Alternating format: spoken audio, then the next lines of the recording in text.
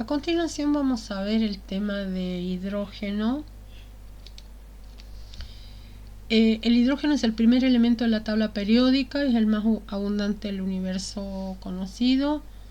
Constituye más de las 3/4 partes de toda la materia observable. Es un elemento liviano, con la forma atómica más simple conocida. Y usualmente se presenta como un gas monoatómico, incoloro, inodoro, insípido. Ubicarlo en la tabla periódica fue todo un desafío. La realidad es que el hidrógeno es único entre todos los elementos y fue difícil ubicarlo. Algunos proponían ubicarlo en el grupo de los alcalinos, que es la primera columna de la tabla periódica, porque tiene un electrón, pero sus características y comportamiento con respecto a los demás elementos del grupo 1A eran totalmente diferentes, ¿sí? Tienen poca tendencia a perder el electrón en las reacciones químicas. En cambio, el grupo 1A se caracterizan por tener esta oxidación +1, es decir, pierden fácilmente sus electrones. Otra propuesta era ubicarlo en el grupo de los halógenos, es decir, la columna anterior a los gases nobles, ya que ellos tienen un electrón menos, o ganando un electrón tendrían la configuración del gas noble. En esa situación, el hidrógeno, al tener un electrón, si gana uno, tendría 2 electrones y parecería la configuración del gas helio.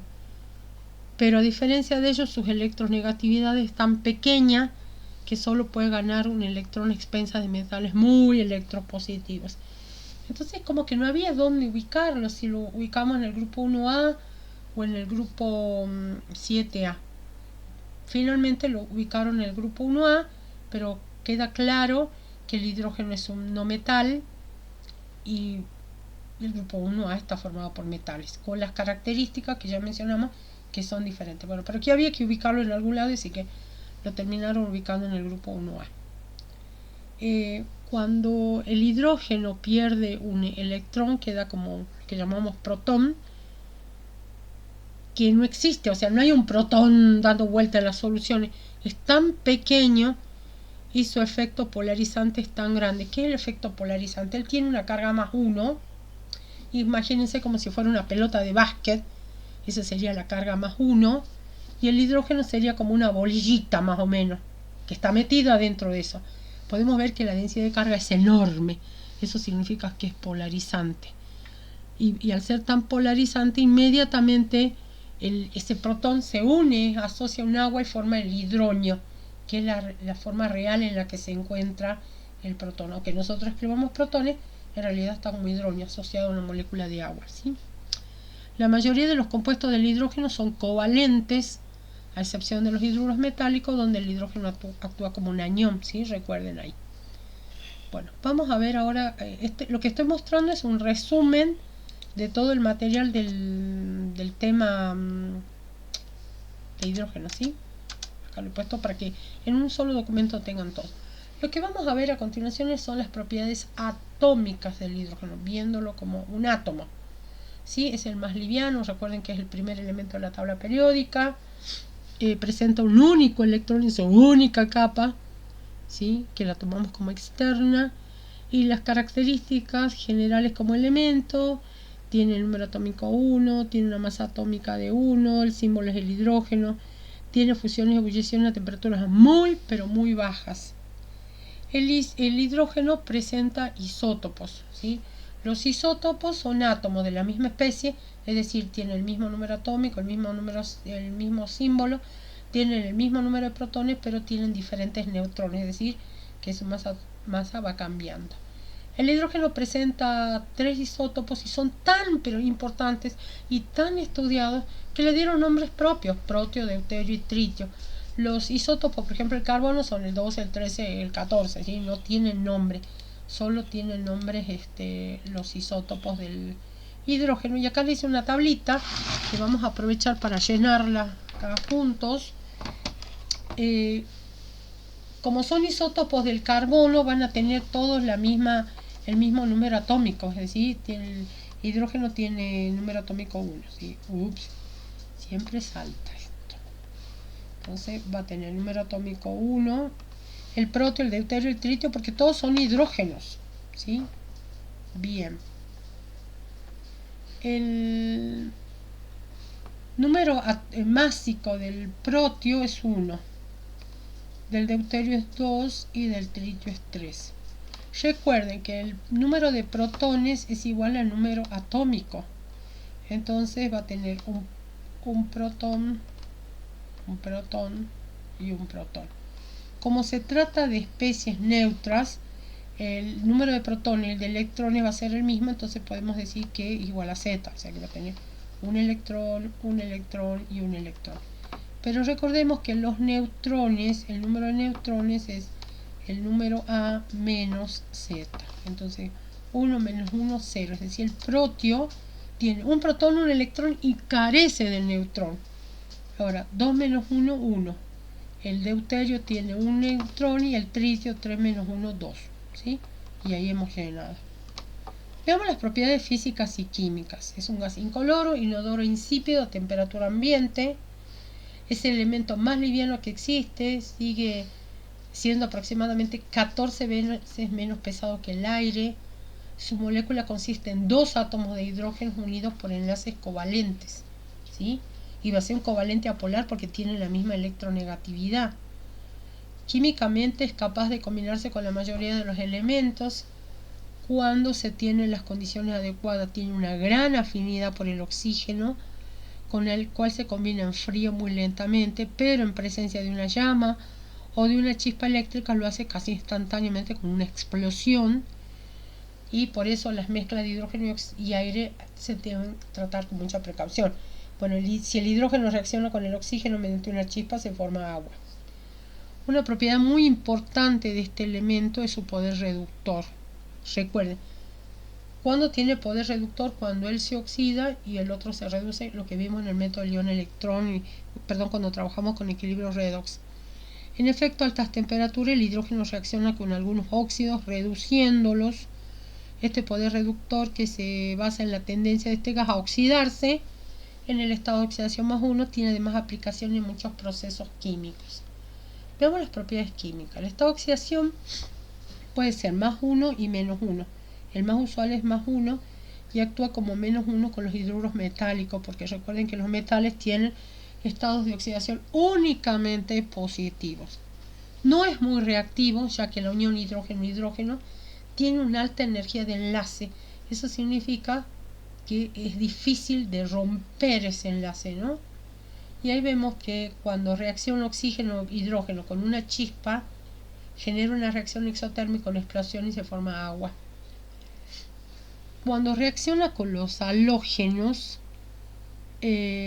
acá tenemos, recuerden que los halógenos son flúor 2, cloro 2, bromo 2, yodo 2, y los halógenos los solemos simbolizar con la letra X, ¿sí? Cuando el hidrógeno reacciona con los halógenos, me da los hidruros no metálicos, que serían gaseosos, o los ácidos o los hidrácidos, ¿sí? Estarían acuosos. Cuando reacciona con no metales, por ejemplo el hidrógeno con el azufre, me da el sulfuro de hidrógeno, o cuando reacciona hidrógeno con nitrógeno me da amoníaco. Se comporta como reductor. Acá entonces tenemos el óxido cúprico, reacciona con hidrógeno y ahora el cobre y me genera agua, ¿sí? Transforma enlaces dobles y triples en enlaces simples. Acá también vamos a ver, esto lo vamos a ver después, a continuación vamos a ver cuando hacen hidrogenaciones. Por ejemplo, tengo un eteno, lo vamos a dibujar. El eteno está unido por doble enlace a otro carbono. El carbono siempre forma 4 enlaces covalentes. Fíjense que formo 2, 3 y 4. Sí, está unido a hidrógeno, pero en química orgánica no solemos escribirlo, ¿sí? Si bien acá aparece un enlace suelto, acá, bueno, lo voy a escribir por esta vez, tengo estos hidrógenos, ¿sí? Esto se llama eteno. Cuando reacciona con el hidrógeno gaseoso, al hidrógeno gaseoso lo vamos a escribir de esta forma, ¿sí? Este hidrógeno unido con este hidrógeno, ¿sí? Esto sería el hidrógeno 2 gaseoso. Fíjense lo que va a pasar. se hace una ruptura homolítica, es decir, que este enlace se parte al medio, ¿sí?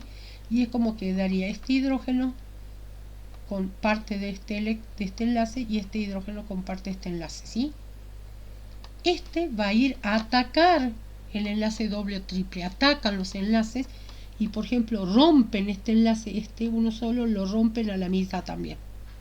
Entonces fíjense cómo va a quedar. Me queda este carbono, ahora queda enlazado con un enlace simple con este otro carbono, ¿sí? Este y este. Y ahora voy a poner los hidrógenos que tenía originalmente. Entonces, este quedó como con medio enlace, lo estoy explicando entre comillas, ¿no? Como con medio enlace y este con medio enlace. Pero este también tiene otro medio enlace y otro medio enlace. Entonces, este medio se junta con este medio y ahí se agrega este hidrógeno por acá y este otro hidrógeno por acá. ¿Sí? Estas se llaman reacciones de adición y transformó el enlace doble en simple. Bueno, lo mismo pasaría con un triple. En un triple, en un paso rompe un enlace y en el otro paso rompe el doble enlace hasta que estos quedan enlazados en forma simple, ¿sí? En este caso un enlace doble fue a un enlace simple y obtengo un compuesto donde hay una saturación de hidrógeno. ¿Qué quiere decir? Que el carbono, que forma siempre 4 enlaces covalentes, utilizó un enlace para unirse al otro carbono y el resto de los enlaces hidrógenos. Es decir, tiene la máxima cantidad de hidrógenos posible. Por eso fíjense que esto pasó de un eteno a un etano, ¿sí? Si bien ustedes no saben química orgánica, con que sepan que el hidrógeno molecular puede atacar doble y triple enlaces llevándolo a enlace simple, con eso a mí ya me basta, ¿sí? Veamos los usos del hidrógeno. El hidrógeno se puede utilizar para procesar combustibles fósiles, producir amoníaco, ya vimos con las propiedades químicas. Se utiliza como un agente hidrogenante, ¿sí? Estoy hidrogenando esto. Si ustedes se fijan, por ejemplo, algunas etiquetas de alimentos dice aceite hidrogenado, quiere decir que fueron rompiendo enlaces múltiples y metiéndoles más hidrógenos. El punto triple del hidrógeno es a la temperatura donde están estados sólidos y líquidos en equilibrios. Se utiliza para calibrar algunos termómetros. Recuerden que ustedes vieron las gráficas de esto en química general. El tritio es un isótopo radioactivo de hidrógeno, se producen las reacciones nucleares, se puede utilizar para fabricar bombas de hidrógeno. Lamentablemente se han dado usos bélicos que traen muchísimas muertes, ¿sí? Muchísimas secuelas. Se utiliza como refrigerante rotor. En estado gaseoso se utiliza como un gas de protección en la soldadura de hidrógeno atómico. Se utiliza en la producción de ácido clorhídrico. Como gas se utiliza para reducir muchos minerales metálicos. Ya habíamos visto su poder reductor. Y puede ser utilizado para crear agua. O sea, tiene vastas aplicaciones. Vamos a ver los métodos de obtención. Bueno, acá vamos a explicar lo siguiente. Yo les voy a dar los métodos de obtención. Vamos a distinguir entre métodos de laboratorio y métodos industriales. No les voy a pedir que se sepan de memoria los métodos de obtención, pero sí podemos hacer cálculos de estequiometría con los métodos de obtención. Pero igual hay que saberlos, ¿sí? Si es verdad, no se los voy a pedir en un examen, pero tienen que saberlos. Dentro de los métodos de laboratorio, es decir, trabajando a pequeña escala, uno de los métodos de reducción del hidrógeno por metales. Fíjense lo siguiente. Cuando un protón gana un electrón y se transforma en media molécula de gas y hidrógeno, los metales, que le llamaremos M, cuyos potenciales de reducción sean negativos, serían capaces de reducir al protón de los ácidos en condiciones estándares, liberando hidrógeno molecular gaseoso. Veamos un ejemplo. Yo tengo un metal zinc que reacciona en medio ácido, puede ser con ácido clorhídrico o ácido sulfúrico. Me va a dar el catión zinc y hidrógeno. Si yo pongo el ácido, sería zinc más ácido clorhídrico. 2 ácidos clorhídricos me da cloruro de zinc más hidrógeno. Nosotros nos fijamos en las tablas de potenciales Y tenemos que dos protones que ganan electrones y se transformen en gas hidrógeno tienen un potencial de 0 voltios. El zinc, cuando pasa a solución formando zinc 2 más 2 electrones, tiene un potencial de menos 0,76.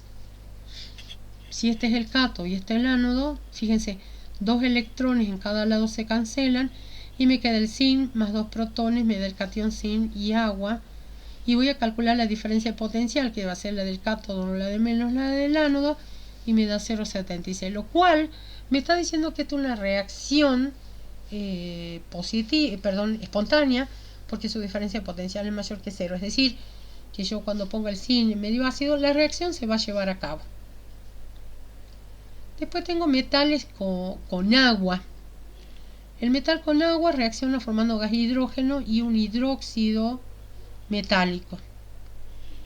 Si nosotros calculamos, hacemos una cosa parecida a esto y después calculamos la diferencia de potencial, sería la diferencia de potencial de la reacción de agua-hidrógeno, o sea, esta, menos el potencial de los metales. Recuerden que son positivos y pasarían a neutro. Esta reacción me da menos 0,42 menos, le pongamos un valor X, es mayor que 0. Es decir, que si X es menor a menos 0,42, esta reacción va a ser espontánea. Es decir, todos aquellos metales cuyo potencial sea menor a este valor, me va a generar gas hidrógeno, ¿sí? Y acá tengo un ejemplo, el sodio o el calcio, cuando reacciono con agua, me forman gas hidrógeno y forman los hidróxidos respectivos. Otra reacción que tienen los hidrógenos, que es súper importante, método de obtención, bueno, es el zinc con el ácido clorhídrico, que me da cloruro de zinc e hidrógeno. Tienen que ser ácidos no oxidantes. ¿Quiénes son los ácidos oxidantes? Ácido clorhídrico en cualquier concentración y ácido sulfúrico diluido, ¿sí? El ácido sulfúrico concentrado no me va a dar esta reacción. Después puedo hacer reaccionar metales con base. Y acá los alumnos suelen equivocarse porque dicen, bueno, si el zinc reacciona con el hidróxido de sodio, me da hidrógeno e hidróxido de zinc. No, me va a dar un complejo donde el zinc se va a unir a 4 oxidrilos. Cada oxidrilo tiene carga negativa, o sea, tengo 4 negativos, el zinc tiene 2 positivas, todo esto me queda con 2 negativos. Le podemos llamar zincato, ¿sí? Aunque es un tetrahidroxozincato. 2. Cuando veamos complejo, ahí pueden llamarlo correctamente, pero por ahora lo podrían llamar zincato. Lo mismo pasa con el aluminio. Cuando reacciona con hidróxido de sodio, me va a dar gas hidrógeno y aluminato. Bueno, estoy viendo que la ecuación no está igualada. Otra forma es hacer hidrólisis con hidruros. O sea, tengo un hidruro de calcio que reacciona con agua y me da hidrógeno e hidróxido de calcio, ¿sí? Entonces tengan cuidado, los metales con las bases me van a dar hidrógeno y estos complejos. Los alumnos se suelen equivocar y ponen los hidróxidos. No, eso está mal. Pero sí el hidruro, con una hidrólisis sí me va a dar el hidróxido. Veamos los métodos industriales y terminamos con esto. Podemos tener electrólisis del agua. El agua se hace una electrólisis de gas y hidrógeno y un medio de oxígeno. Pero cuidado, no es agua pura. El agua pura no conduce la corriente eléctrica. Entonces generalmente se acidifica, se le agrega ácido al agua para que ocurra la electrólisis, si no, no va a ocurrir. Entonces en la oxidación, el agua se descompone en medio ácido dando gas oxígeno. Recuerden que la oxidación está en el ánodo. Bueno, en esto, por efecto de la foto, apareció el ánodo a la derecha, ¿sí? O lo tomaron de atrás o por la foto sale al revés, ¿no? Pero esto, bueno, es como denlo vuelta mentalmente. Entonces el ánodo ahora está a la derecha, pero tiene que estar a la izquierda, me genera gas oxígeno. Y en la reducción, el agua gana electrones formando gas hidrógeno y medio básico. ¿Y ve? ¿Qué es lo que llama la atención? Que a mí lo que me llamó la atención siempre que se hace hidrólisis de agua, bueno, el hidrógeno tiene masa 2, hablando del hidrógeno molecular, y el oxígeno molecular tiene 32, pero fíjense en el tamaño de las burbujitas. El gas hidrógeno forma, a pesar de que es chiquito, forma burbujas más grandes y el oxígeno burbujitas más pequeñas.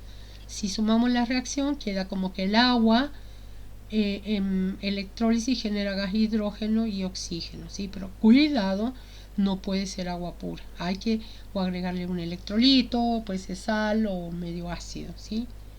El otro método de obtención a nivel industrial de hidrógeno es el método Bosch o llamado gas de agua.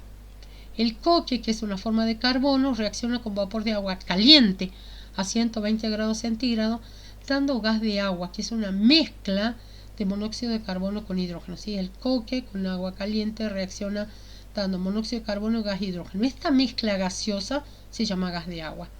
Esta mezcla la hacemos reaccionar con agua para que el monóxido pase a dióxido y me dé hidrógeno. Observe que aumenta la cantidad de hidrógeno.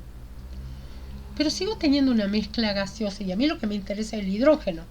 ¿Qué voy a hacer con el dióxido?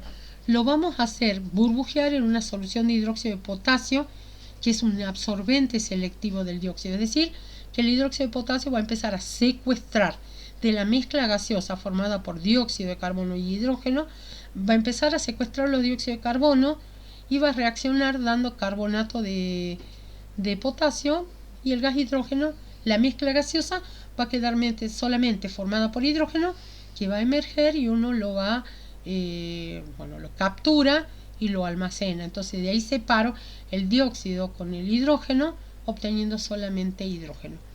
Con esto terminaríamos, y esto sería lo más importante que necesito que ustedes sepan de gas y hidrógeno. Sí les recomiendo que hagan las lecturas de los materiales adicionales, porque hay cosas interesantes que le podrían terminar de completar esto. Pero este es como el mínimo necesario que ustedes necesitan saber y que van a ser evaluados.